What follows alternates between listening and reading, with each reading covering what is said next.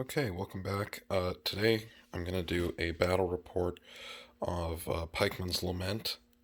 So we're going to do some Austrian Habsburg troops versus some Turks. And the beauty of these rules is that you don't need specific army lists, like I mentioned in the review, so that makes things a lot easier. Um, Maybe a little simplistic depending on your point of view, but for doing company level actions, I like this. Um, and it keeps the game kind of balanced. So, um, got the quick reference and the list, the unit profiles, and the rules. And so I'll probably go through the whole first turn to show activation and all that, and then the subsequent turns I will just show sort of the notable actions that happen. And so we will take a look at the companies fighting today first.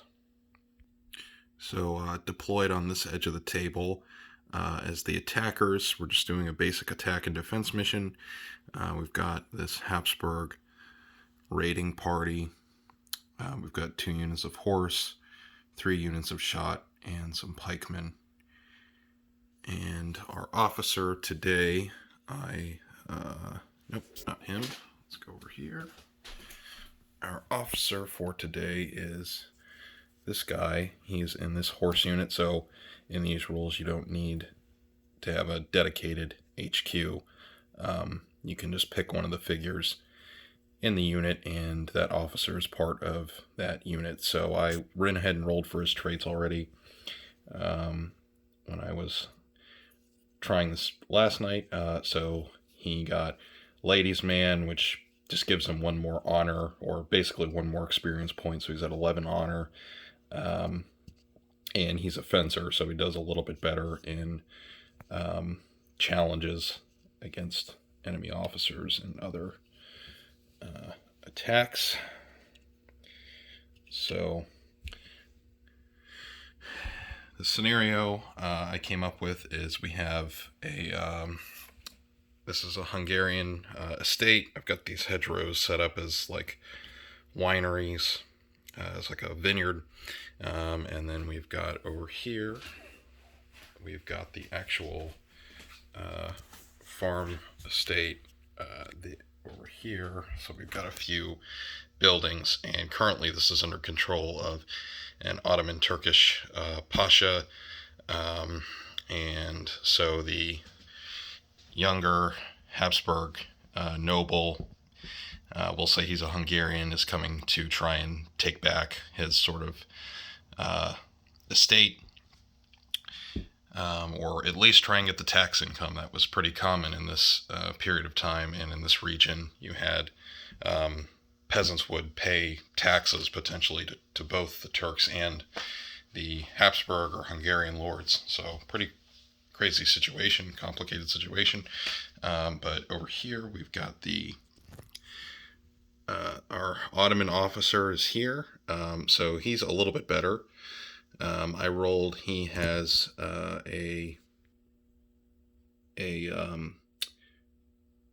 strong trait, so his unit can reroll 1 failed attack dice in close combat, and then he has this Ga Pod trait that lets him lets one of his units within 12 inches roll for. They can move automatically, no need for a orders test. And then so they're going to be elite janissaries, and then we've got, just as the standard shot, we'll say these are provincial janissaries from the local fortress. We've got some Spahi that have been drafted in for this to defend this estate, and they're going to be gallopers, so that free move order might be advantageous for the cavalry. And then the Ottomans, since they were big into artillery, they brought a regimental gun with them, so we'll see how that stacks up against the Austrian troops, or Habsburg troops, with more horse. Okay, so I took a look at the special rules, special objectives, I should say. So the mission today is just going to be a simple attacker defender, and whoever destroys the most um, units in points values at the end of the game wins. So nothing too crazy, but the Habsburgs, there's also some additional special objectives, and that affords your officer um, extra honor, basically experience points. So for the Habsburg, it's going to be beat the butcher's bill, so they're going to have to destroy more Ottomans than they lose.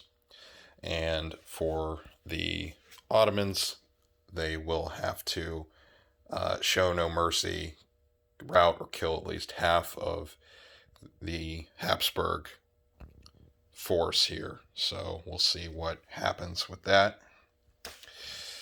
And so not a lot of room the way I've got the table set up for cavalry to move, so we'll see what happens with that. Infantry might be able to maneuver in here.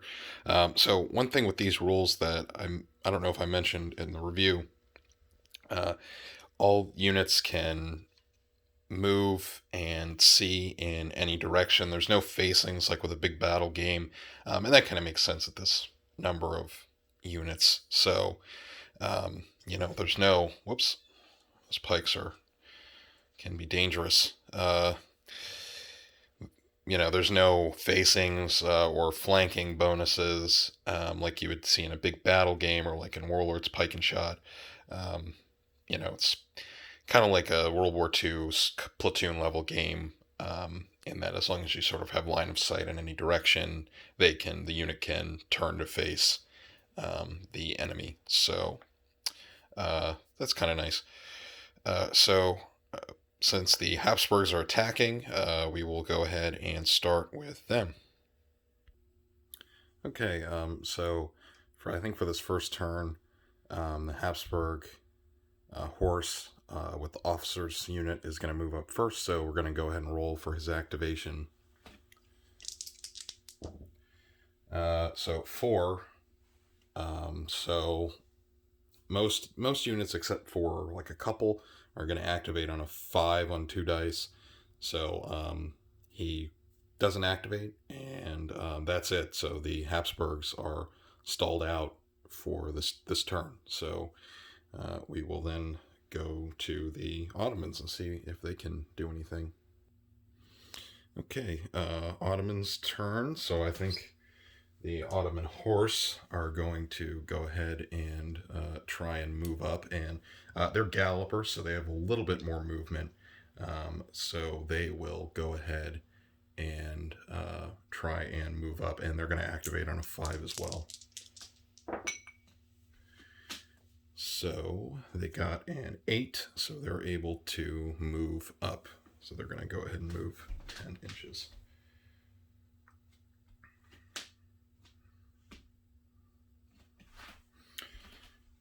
And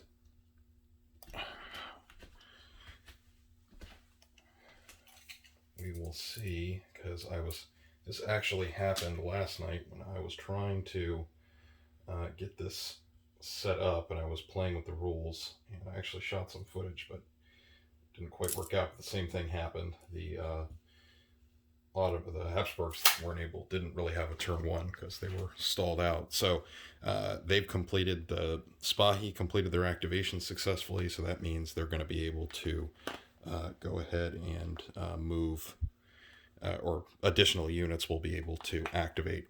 And if you get if your officer is within 12 inches of a unit, you can activate, or they get a +1 to their activation roll. So Janissary's next.